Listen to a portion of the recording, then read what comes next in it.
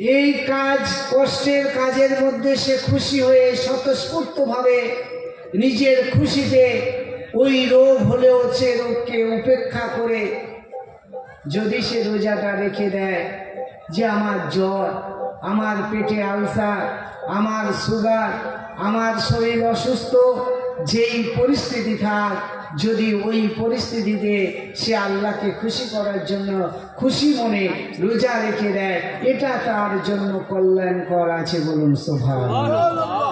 আল্লাহ এর মধ্যে কল্যাণ রেখেছে, এর মধ্যে নিয়ামত রেখেছে। সেই জন্য আমাদেরকে রোজা রেখে দিতে হবে। ওই সময়ের মধ্যে, নির্দিষ্ট সময়ের মধ্যে আমাকে রোজা রাখতে হবে। ওই রোজা আমরা কাজা করতে পারবো না। রোজা অবশ্যই রোজার টাইমে রোজা করে দিতে হবে। আল্লাহর নবী, বিশ্ব নবীর সাহাবীরা সেই জন্য তাদের যত কষ্ট রোজা রেখে দিত। সুফি সাবল সিংহপুরী হুজুর গালা বলতেন,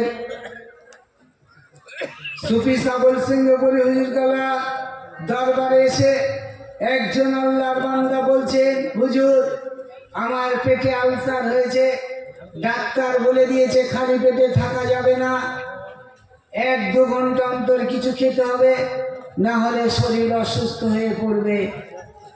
সুফি সাবল সিংহপুরী হুজুর গালা তার কথাটা শুনে কিছুক্ষণ মাথাটা নিচু করে থেকে বলছেন, বাবা, ডাক্তারের ডাক্তার আল্লাহ, ডাক্তারের ডাক্তার আল্লাহ। তুমি সেই আল্লাহর উপরে ভরসা করে নিয়ত করে নাও, রোজা রাখা নিয়ত করে বাড়ি চলে যাও। রমজান মাসে রোজা রাখা শুরু করে দেবে। 1 ঘন্টা, 2 ঘন্টা, 5 ঘন্টা, 10 ঘন্টা পরে যদি তুমি মনে করো আমার খুব অসুস্থতা লাগছে, প্রয়োজন হলে খেয়ে নেবে, রোজা ভেঙে ফেলবে, কিন্তু তুমি আল্লাহর উপরে ভরসা করে রোজাটা রেখে দাও। ওই আল্লাহর বান্দা বাড়িতে গিয়ে বিবিকে বলছে, দেখো বিবি, হুজুর গালাই কথা বলে দিয়েছে, আমি নিয়ত করে এসেছি দরবার থেকে, আমি 1 মাস রোজা রাখবো ইনশাল্লাহ। সেই আল্লাহর বান্দা রমজান মাসের প্রথম দিন সেহরি খেয়ে রোজা রাখা শুরু করে দিলেন। সারাদিন কোনো কষ্ট হলো না, ইফতারি করলেন, কোনো অসুবিধা হয়নি। দ্বিতীয় দিন রোজা রাখলেন, কোনো অসুবিধা হয়নি। তৃতীয় দিন, চতুর্থ দিন, এইভাবে একদিন করে 1 মাস রোজা হয়ে গেল, কোনো অসুবিধা হয়নি। বলুন সুবহানাল্লাহ। ওই আল্লাহর বান্দা ঈদের নামাজের একদিন পরে ডাক্তারের কাছে গিয়ে পরীক্ষা করতে গেলেন। ডাক্তার পরীক্ষা করে বিভিন্ন এক্সাম করে তার ছবি তুলে দেখলেন তার শরীরের মধ্যে কোনো রোগ নাই, সব রোগ নির্মূল করে দিয়েছে আল্লাহ। বলুন কি নিয়ামত আছে। তাই আল্লাহ বলছেন, কেউ যদি খুশি মনে সৎ কাজ করে এই রোজাটা রেখে দেয়, তার পক্ষে বেশি কল্যাণকর। এই রোজা তার বিমারিকে দূর করে দেবে। বলুন সুবহানাল্লাহ। আর সিয়াম পালন করাই তোমাদের জন্য অধিকতর কল্যাণকর। আল্লাহ আরো বলছে, এই রোজা রেখে দেওয়া ওয়ান তাম্মু খায়রুল লাকুম ইন কুনতুম তা'লামুন। আল্লাহ বলছেন, যদি তোমরা জানতে বুঝতে, এই রোজা রাখাই তোমার জন্য অধিক কল্যাণকর আছে। এর থেকে কল্যাণকর, এর থেকে ভালাই, এর থেকে মঙ্গলকর আর কিছু নাই।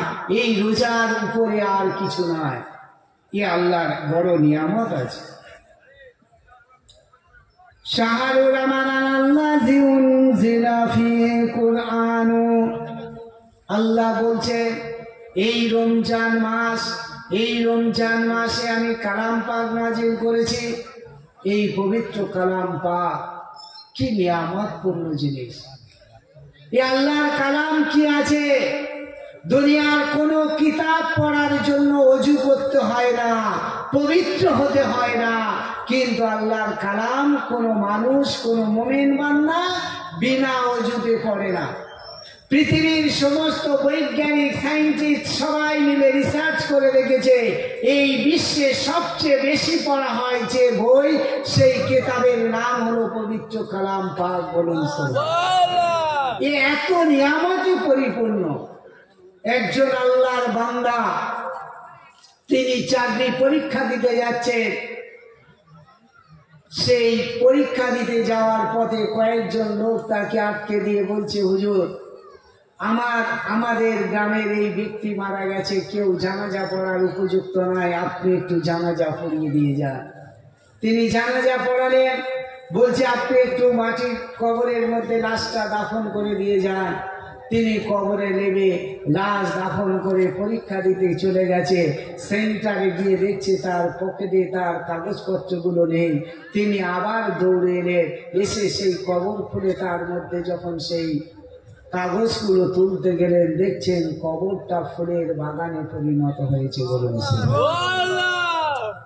ওই আল্লাহর বান্দা তার পরীক্ষা দিয়ে আবার ওই গ্রামে ফিরে এসে ওই লোকের বাড়িতে গিয়ে জিজ্ঞাসা করছে, মা তোমার আব্বা কি করতো যে তার কবরটা এই পরিস্থিতি আমি দেখলাম? বলছে, হুজুর আমার আব্বা সাধারণ মানুষ, পড়াশুনো জানতেন না, কালাম পাক করতে জানতেন না, ওই যা জানতেন নামাজ রোজা করতে। আর তিনি প্রতিদিন সকাল সন্ধ্যায় এই আল্লাহর কালামে চুম্বন করে বলতো, আল্লাহ তোমার কালাম আমি পড়তে পারিনি, পড়তে জানিনি, আল্লাহ তুমি আমাকে ক্ষমা করে। এইভাবে অঝরে নয়নে এই কালাম পাক চুম্বন করতে। এই কালাম পাককে ভালোবাসার কারণে, এই কালাম পাককে মহব্বত করার কারণে আল্লাহ পাক তার কবরটা জান্নাতের বাগান বানিয়ে দিয়েছে। বলুন সুবহানাল্লাহ। কালাম পাক কি আছে? তাই আল্লাহ বলছেন, শাহরুর রামাদান আল্লাযী উনজিলা ফিহি কুরআনু। হে দুনিয়ার মানুষ, এই রমজান মাস এত মর্যাদাপূর্ণ। দুনিয়ার যে কোনো মাসে তুমি নামাজ পড়বে, এক ওয়াক্ত নামাজ পড়বে, এক ওয়াক্ত নামাজের নেকি পাবে। আর এই রমজান মাসে যদি কেউ ফরজ ইবাদত করে, অন্য মাসে 70টা ফরজ ইবাদতের সমান হয়ে যাবে। বলুন সুবহানাল্লাহ। কি নিয়ামত আল্লাহ দিয়েছে যে রমজান মাসের প্রতিটা কাজ একটা নফল ইবাদত করবে, অন্য মাসের ফরজ ইবাদতের সমতুল্য হয়ে যাবে। কাল কিয়ামতের ময়দানে যখন আমাদের আমলনামায় ওই ফরজ নামাজের আমলনামায় ফরজ নামাজ কম পাবে, আল্লাহর মালাইকা ফেরেশতারা বলবে, আল্লাহ পাক অমুক বান্দার ফরজ নামাজ এত কম পড়ে গেছে। আল্লাহ বলবেন, দেখো তার রমজান মাসে যত নফল ইবাদত করেছে ওগুলো সব ফরজ ইবাদতের আমলনামার মধ্যে ঢুকে তাকে জান্নাতি বানিয়ে দাও। বলুন সুবহানাল্লাহ। এই জন্য এই রমজান মাস বেশি বেশি নফল নামাজ পড়ুন। আপনার পূর্বের জীবনে যত নামাজ কাজা হয়েছে সেই নামাজের হক আদায় হয়ে যাবে। সেই দিন ওই নামাজ আপনাকে নফল নামাজ আপনার ফরজ নামাজের আমল নামায় গিয়ে জান্নাতে বানিয়ে দেবে। বলে এই রমজান মাস যে কোনো নেক কাজ করলে আল্লাহ পাক 70 গুণ বাড়িয়ে দেবে। যদি দান করেন, ও কোটি কোটি নিয়ামত আছে। এই মাস যাকাত দেওয়ার মাস, এই মাস দান খয়রাতের মাস। আল্লাহ নবী বলছেন, এই মাসে যদি কোনো রোজাদারকে কেউ ইফতারি করায়, আল্লাহ পাক তাকে জান্নাতে ইফতারি করাবে। আল্লাহ পাক বলছেন, আল্লাহ নবী বলছেন, ওই রোজাদার রোজা রেখে যে নেকি পেয়েছে সেই নেকি তো সে পাবে, ওই সমতুল্য নেকি আরো অতিরিক্ত ভাবে আল্লাহ পাক যে ইফতারি করাবে তাকে দেবে। সাহাবীরা বলছে, ইয়া রাসূলুল্লাহ, হাবিবুল্লাহ, আমাদের বাড়িতে তো কিছু নেই, আমরা কি নেকি পাবো না? আল্লাহ নবী বললেন, তোমরা কি একটু খেজুর খাওয়াতে পারবে না? বলছে, যদি তাও না থাকে, বলে এক ঢোক পানিও দিতে পারবে না? ওই এক ঢোক পানি দিয়ে যদি ইফতারি করাও, তুমি ওই নেকি পেয়ে যাবে। বলুন সুবহানাল্লাহ। এই কোটি কোটি নেকির মাস আছে। এই রমজান মাসের নিয়ামতের শেষ নেই। তাই বিশ্ব নবী বলছে, এই রোজা হলো জান্নাতের জাহান্নামের ঢাল, জাহান্নাম থেকে বাঁচাবার ঢাল। যুদ্ধের ময়দানে জিহাদ করার সময় বিপক্ষ পার্টি তরবারি থেকে নিজেকে রক্ষা করার জন্য আমরা যেমন ঢাল ব্যবহার করি, বিশ্ব নবী বলছে ওই জাহান্নামের আগুন থেকে বাঁচার ঢাল হলো রোজা। এই রোজা জাহান্নাম থেকে তোমাদের বাঁচিয়ে দেবে। তবে বাবা, এই ঢাল যেন ভেঙে না যায়। সাহাবীরা বলছে, ইয়া রাসূলুল্লাহ, হাবিবুল্লাহ, এই ঢাল কিভাবে ভেঙে যায়? বিশ্ব নবী বলছে, এই রোজার মাসে যদি তুমি বাজে কথা বলো, বেশি কথা বলো, গীবত করো, হিংসা করো, খারাপ কাজ করো, তাহলে তোমার ঢাল ভেঙে যাবে, অর্থাৎ রোজা নষ্ট হয়ে যাবে। সেই জন্য আমাদেরকে এই রমজান মাস, এই রোজার মাসে বেশি বেশি করে সাবধান হয়ে চলতে হবে, তাকওয়া হয়ে চলতে হবে। বেশি কথা বলা যাবে না, হিংসা করা যাবে না, গালাগালি করা যাবে না, বাজে কথা বলা যাবে না। আল্লাহর নবী ঈসা আলাইহিস সালাম যখন ভূমিষ্ঠ হলেন, ঈসা নবীর কোনো পিতা ছিল না। দুনিয়ার মানুষ ঈসা নবীর মা মারিয়াম আলাইহিস সালামকে খারাপ অপবাদ দিতে শুরু করলে তিনি চিন্তা করলেন কিভাবে দেশে ফিরে যাবেন। তখন আল্লাহ পাক বললেন, হে মারিয়াম, তুমি চিন্তা করো না, তুমি রোজা রাখো, রোজা অবস্থায় তুমি দেশে ফিরে যাবে।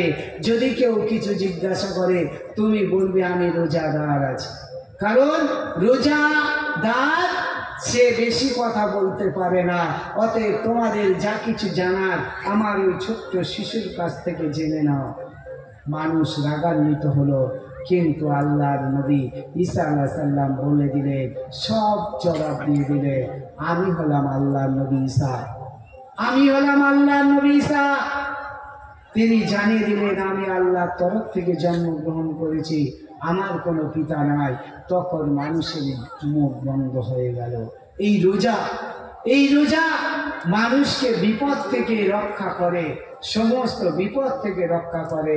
তাই হুজুর গালা বারবার বলেন, বাবা যখন তোমার সঙ্গে রোজা অবস্থায় কেউ ঝগড়া করতে আসে, তুমি বাবা একটাই উত্তর দেবে, ভাই আমি রোজাদার আছি। জবানটা বন্ধ রাখবে, একটাই কথা বলবে, ভাই আমি রোজাদার আছি।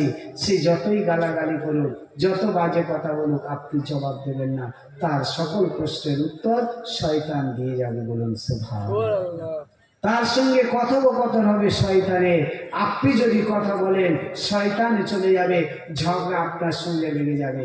বিশ্ব নবী আর আবু বকর সিদ্দিক একদিন রাস্তা দিয়ে যাচ্ছে, এক ইহুদি আবু বকরকে খুব গালাগালি করছে। বিশ্ব নবী মুচকি মুচকি হাসছেন, আবু বকর সিদ্দিকও কিছুই বলছেন না আল্লাহ নবীর কারণে। কিছুক্ষণ পরে আবু বকর সিদ্দিক রাদিয়াল্লাহু তাআলা আনহু ধৈর্য ধারণ করতে পারলেন না, তিনি অধৈর্য হয়ে জবাব দিতে শুরু করলেন। আল্লাহ নবী রাগান্বিত ভাবে চলে গেলেন। আবু বকর বুঝতে পারলেন আমি ভুল করেছি। তিনি আর ওই ইহুদির সঙ্গে আর কথা কাটাকাটি না করে তিনিও নবীর পিছনে দৌড়ালেন, গিয়ে বলছেন, ইয়া রাসূলুল্লাহ, হাবিবুল্লাহ, আমাকে ক্ষমা করুন, আমার কি দোষ আপনি একটু বুঝে দেন। আল্লাহ নবী বলছেন, আবু বকর, যতক্ষণ পর্যন্ত তুমি আমার সাথে চুপ ছিলে, ততক্ষণ ওই ব্যক্তির সমস্ত প্রশ্নের জবাবগুলো শয়তান দিচ্ছিল। যখন তুমি কথা ধরেছ, শয়তান ভেঙে গেছে, তোমার সঙ্গে ঝগড়া বেঁধে যাবে, তাই আমি চলে এসেছি। বলুন সুবহানাল্লাহ। সেই জন্য রোজাদার তোমাকে বলতে হবে, না আমি রোজা অবস্থায় আছি, আমি তোমার কথার জবাব দিতে পারবো না, দরকার হলে সেখান থেকে চলে আসুন, কোনো কথা বলবেন না। আল্লাহ আমাদেরকে হেফাজত করুন। এই রোজা মানুষকে নিয়ামত দিয়েছে। এই রমজান মাস কেন এত গুরুত্বপূর্ণ? এই রমজান মাসে কালাম নাজিল হয়েছে। আল্লাহ কালাম পাকের মধ্যে বলেছে, ইন্না আনজালনাহু ফি লাইলাতিল কদর। আল্লাহ বলছে, আমি কালাম পাক এক সম্মানিত রজনীতে নাজিল করেছি। আল্লাহ বলছে, মামা আদরাকা মা লাইলাতুল কদর। হে নবী, তুমি কি সেই কদরের রাত সম্পর্কে কি জানো? লাইলাতুল কদরে খায়রুম মিন আলফিশ শাহর। এই সম্মানিত রাত 1000 মাস অপেক্ষা উত্তম আছে। বলুন সুবহানাল্লাহ। একটা কালাম পাক কি নিয়ামত! যে কালাম পাক নাজিল হয়েছে যে রাত, ওই রাত, একটা রাত ইবাদত করবে 1000 মাস ইবাদত করলে যত নেকি। অর্থাৎ 1000 মাস হিসাব করলে দেখা যায় 12 মাসে 1 বছর, 1000 মাস 83 বছর 4 মাস হলে হয় 1000 মাস। এই 83 বছর 4 মাস আমরা হায়াতে পাবো, এটা আমরা আশা করতে পারিনি। কারণ বর্তমান জামানায় মানুষের গড় আয়ু 50 থেকে 60, তারও আগে পরে লোক মারা যাচ্ছে। 80 বছরের ঊর্ধ্বে মারা যায় খুব কম ব্যক্তি। তাই 83 বছর 4 মাস ইবাদত আমাদের দ্বারা সম্ভব নয়।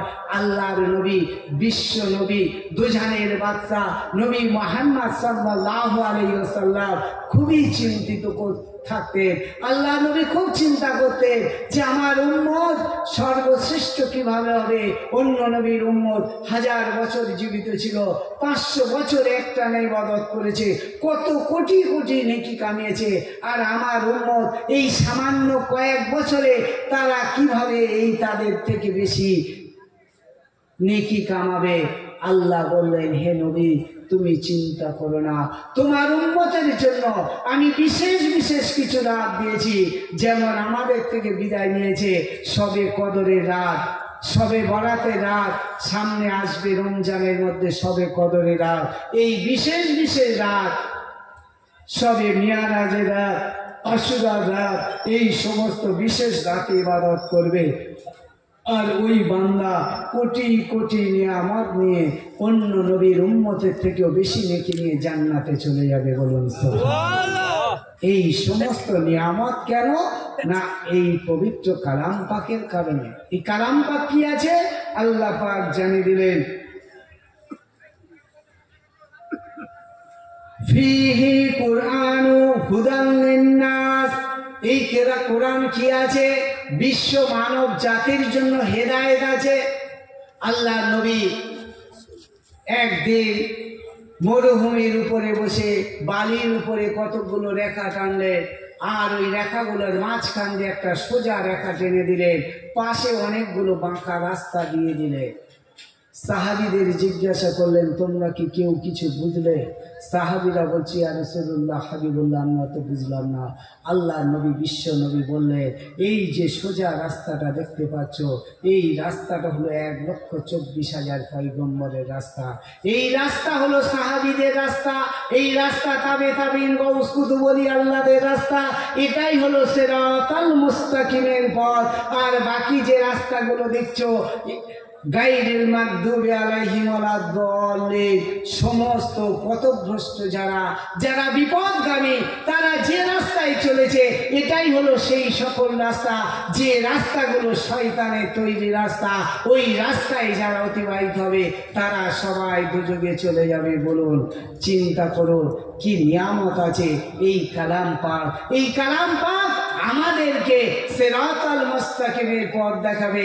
আল্লাহ জানিয়ে দিলেন, সিরাতাল্লাযিনা আনআমতা আলাইহিম। ও দুনিয়ার মানুষ, যদি তুমি সঠিক রাস্তা পেতে চাও, আমার আনআমতা আলাইহিম নবীন, সিদ্দিকিন, সুহাদা, সালেহিন, আল্লাহ ওয়ালারা যে পথে পরিচালিত হয়েছে ওটাই হলো সিরাতাল মুস্তাকিমের পথ। আমার নবীর কাছ থেকে সিরাতাল মুস্তাকিমের পথ পেয়েছে আবু বকর, আবু বকরের থেকে পেয়েছে ওমর, ওমরের থেকে পেয়েছে হযরত উসমান গনি রাদিয়াল্লাহু তাআলা আনহু। এইভাবে সাহাবীদের মাধ্যমে এই পথ চলেছে, তাবিন গৌস কুতুব ওলি আল্লাহর মাধ্যমে কিয়ামত পর্যন্ত এই সিরাতাল মুস্তাকিমের পথ থাকবে। যে মানুষটাই সত্যের পথে থাকবে তারা বিপদগামী হবে না। আজ 73 ফেরকার যুগে 72টা দল, তারা আজকে সবাই বলবে আমরা সিরাতাল মুস্তাকিমের পথে আছি, কিন্তু আমার নবী বলে গেছে ওই 72 দল তারা সিরাতাল মুস্তাকিমের পথে নেই।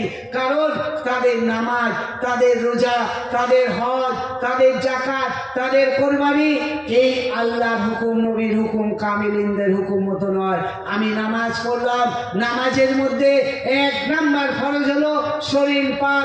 আমি ওযু করলাম, গোসল করলাম, শরীর পাক হলো কি? শরীরটা পাক হলো কি? আমি ওযু গোসল সবই করলাম, কিন্তু পেটের মধ্যে রেখেছি হারাম খাবার। ওই হারাম খাবার দিয়ে যদি একটা বস্তু তৈরি হয়, ওই শরীর নামাজ পড়লে আল্লাহ কবুল করবে না। বিশ্ব নবী বলছেন, 1 লকমা হারাম খাবার খেলে 1 গাল মুড়ি, 1 গাল ভাত, 1 টুকরো রুটি, যদি কোনো খাবার আমরা হারাম পয়সার খেয়ে থাকি, 40 দিন ইবাদত কবুল হবে না। 40 দিন কোনো ইবাদত কবুল হবে না। আজ বিজ্ঞান বলছে আমরা যে খাবার খাই, এই খাবার দ্বারা যে রক্ত তৈরি হয়, ওই রক্ত 40 দিন বেঁচে থাকে। 40 দিন পর্যন্ত এই খাবার বেঁচে থাকার কারণে আমাদের ইবাদতগুলো আল্লাহ কবুল করবে না। সেই জন্য আমাদেরকে কি করতে হবে? ওই হালাল খাদ্য খেতে হবে। হালাল খাবার খেয়ে যদি আমরা ইবাদত করি, নামাজ পড়ি, রোজা রাখি, কালাম পাক তেলাওয়াত করি, দান খয়রাত করি, তবে কবুল করবে। আজ দেখা যাচ্ছে এই 72 ফেরকার যুগে, 73 ফেরকার যুগে অধিকাংশ মানুষ আমাদের নামাজ রোজা কবুল হয় না, কারণ আমরা সেই নবীর সুন্নত তরিকায় হালাল খাদ্য খাইনি। হারাম খাদ্য খেয়ে যতই অজু করি পবিত্র হতে পারবো না। সেই জন্য হালাল খেতে হবে। তাই আখিরি জামানার মুজাদ্দিদ, বিশ্বকোষে উল্লেখিত আন্তর্জাতিক খ্যাতিসম্পন্ন জামানার কুতুব হযরত মাওলানা আজম গাছি রহমতুল্লাহ, তিনি একটাই কথা বলছে, হে বিশ্বের মানুষ, তুমি আমার দরবারে এসে মুরিদ হতে হবে না, আমার হাতে মুসাফা করতে হবে না, পাগড়ি ধরতে হবে না, আমাকে নজরানা দিতে হবে না, টাকা পয়সা লেনদেন করতে হবে না। বিশ্বের যে কোনো প্রান্তে, যে কোনো দেশে, যে কোনো জায়গায় জওয়ান বুড়ো, বৃদ্ধ বৃদ্ধা, যুবক যুবতী, পৃথিবীর যেখানে যে অবস্থায় যেই আছো, হে বিশ্বের মানুষ, তুমি এক আল্লাহকে মেনে নিয়ে, এক নবী, বিশ্ব নবীকে নবী মেনে নিয়ে, 1,24,000 পয়গম্বরের প্রতি ঈমান এনে, কালাম পাকের প্রতি ঈমান এনে, সমস্ত আসমানি কিতাবের প্রতি ঈমান এনে, বেহেশত দোজখের প্রতি ঈমান এনে, কিয়ামতের প্রতি ঈমান এনে, তোমার ঈমানটাকে পরিপূর্ণ করে নিয়ে তুমি বিনা কাজায় নামাজ পড়বে, বিনা কাজায় কোরআনে ওজিবা পড়বে, সূরা ফাতিহা, সূরা ইখলাস, সূরা ফালাক, সূরা নাস পড়বে, কয়েকবার দরুদ শরীফ পড়বে, 6টা রহমতের দোয়া চাইবে। এই 6টা রহমতের দোয়া চাওয়ার কারণে তোমার আত্মা ডেভেলপ হবে, রুহানি তারাক্কি হবে, রূহটাকে সুস্থ সবল তরতাজা হবে, মৃত দিল জিন্দা হয়ে যাবে। তবে শর্ত হলো হালাল খাদ্য, সাধ্য মতো পরেশগারি, অর্থাৎ সর্বরকম পাপ কাজ ছেড়ে দিয়ে সর্বরকম নেক কাজ করার নিয়ত করে যদি আমরা এই আমলগুলো করতে পারি, আখিরি জামানার মুজাদ্দিদ হযরত মাওলানা আজম গাছি রহমতুল্লাহ বলছেন, বাবা, আল্লাহ তোমাকে বাসারাত দিয়ে স্বপ্নের মাধ্যমে হেদায়েত করে তোমাকে জান্নাতি বানিয়ে নেবে। বলুন সুবহানাল্লাহ। আল্লাহ পাক আমাদের সকলকে বিনা কাজায় 5 ওয়াক্ত নামাজ, কোরআনি ওজিবা, হালাল রুজি, পরেশগারি করে আমরা সবাই যেন জান্নাত থেকে বেঁচে জান্নাতি হতে পারি। আল্লাহ আমাদের সকলের খাস এবং খাস তৌফিক দান করুন। ওমা আলাইনা ইল্লাল বালাগ। একটা কথা বলি যে আমরা অনেকে আছি যেখানে দেখা যায় তাবারুক খাওয়ানো শুরু হয়ে গেছে, আমরা উঠে গেলাম, তাবারুক খেলাম, চলে গেলাম না। তাবারুক খাওয়ানোর উদ্দেশ্য হলো মজলিসটা যাতে শেষ করে খাওয়াতে খাওয়াতে রাত 2টো, 2:30, 3টে না হয়। সেই জন্য আমরা নিয়ত করব যে আমরা ধীরস্থিরভাবে কিছু কিছু লোক গিয়ে তাবারুক খাবো, যাদের খাওয়া হয়ে যাবে এসে মজলিসে বসবো, আবার এখান থেকে কিছু লোক গিয়ে খাবে, তাহলে মজলিসও চলবে, তাবারুক খাওয়া চলবে। আমরা সবাই যেন আখিরি দোয়া করে প্রত্যেকে দোয়ায় শরীক হয়ে মজলিসটাকে পরিপূর্ণ করে বাড়ি যেতে পারি। আল্লাহ আমাদের সকলের তৌফিক দান করুন। ওমা আলাইনা ইল্লাল বালাগ। একবার মুহাব্বতের সঙ্গে দরুদ শরীফ পড়ুন।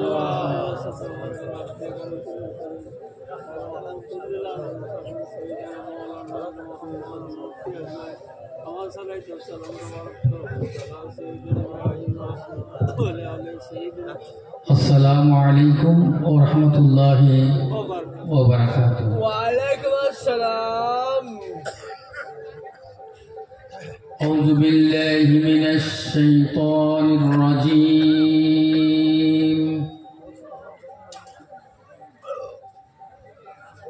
বিসমিল্লাহির রাহমানির রহিম।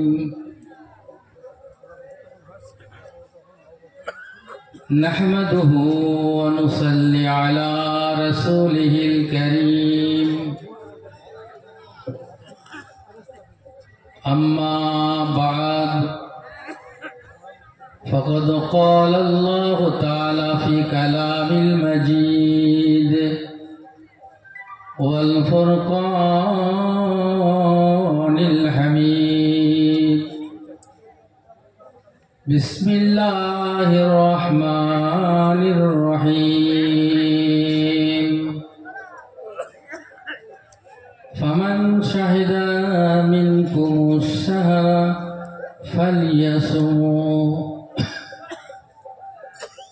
وقال النبي صلى الله تعالى عليه وسلم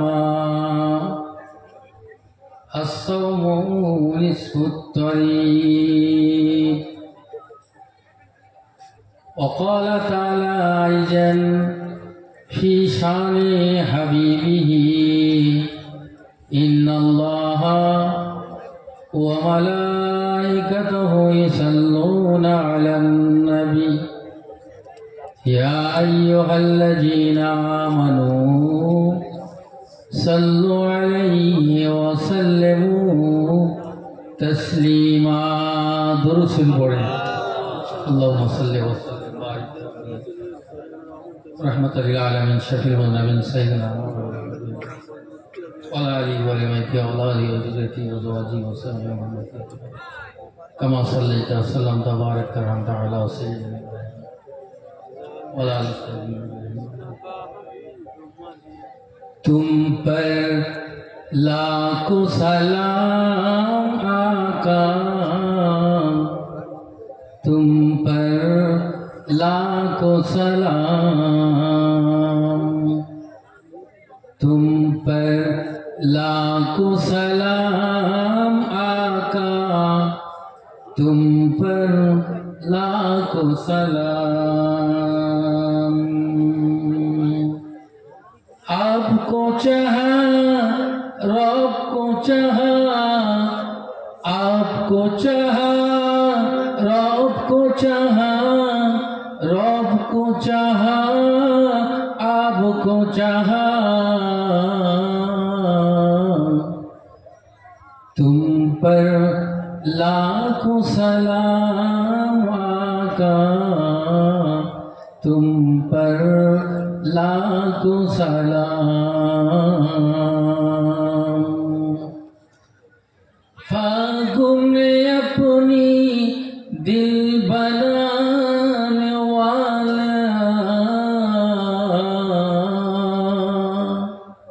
हुजूरे अपने दीन वाला ये चमकीली रंगत पर तुम पर लाखों सलाम आका तुम पर लाखों सलाम आपको चाहा रब को चाहा आपको चाहा रब को चाहा